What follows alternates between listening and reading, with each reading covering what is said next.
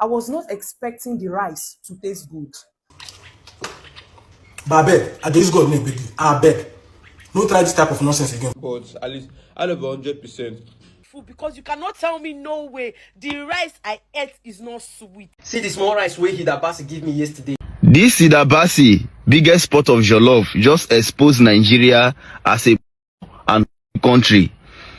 See the way people mad, they queue, they cry. I never just to eat ordinary jollof rice. It never reach me. Oh, when I start jollof rice for me now, when they queue, they cry just to eat ordinary jollof for Nigeria. This thing is a sign Nigeria is poor and hungry country. You know understand? My advice to Hilda Baci, if you know Hilda Baci, tag her to this video. They say I know is the last comment of a. If to say I know before, I for least to get advice. You know understand? You are giving so much attention, energy and money to things which not really today important to the society. What is this your Guinness record? What how is it contributing to Nigeria? This your record and Big Brother Niger now the same thing, diverting the attention of the youth into things which not really today important.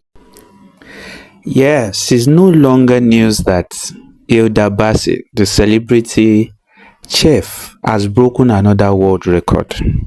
This time, she has broken the world record for preparing the biggest pot of jollof rice in the whole world. And as expected, the reactions have been mixed. Many people are celebrating her success, but some are not. Some fellow celebrities have even gone as far as abusing her and finding fault with what she did. Now, what is really interesting is how this situation can be understood through the lens of post-structuralist theory.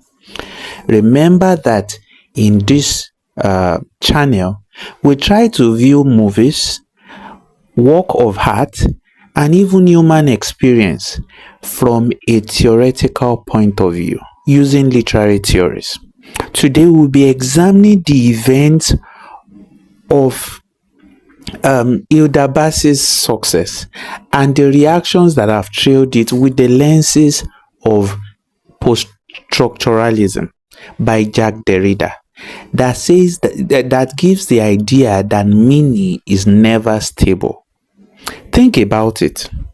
It is one action, one achievement, yet it carries so many different meanings.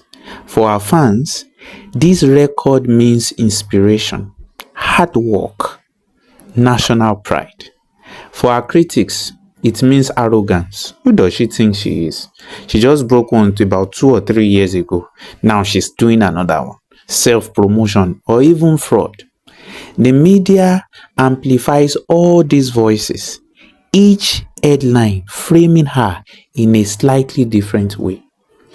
Post-structuralism teaches us that meaning does not exist in a fixed way. It isn't locked inside the act of breaking a record. Instead, meaning shifts depending on who is interpreting it. A fan, a rival, or even a journalist. Even the very idea of breaking a world record is unstable. For example, today, it looks like success, but tomorrow, someone else might break it again. Success itself can be the shadow of failure, and praise is always followed closely by criticism. So, what this event shows us is simple. Mini slides, mini shifts. Mini is never one thing. The chef's record isn't just a story of triumph. No, it's a test.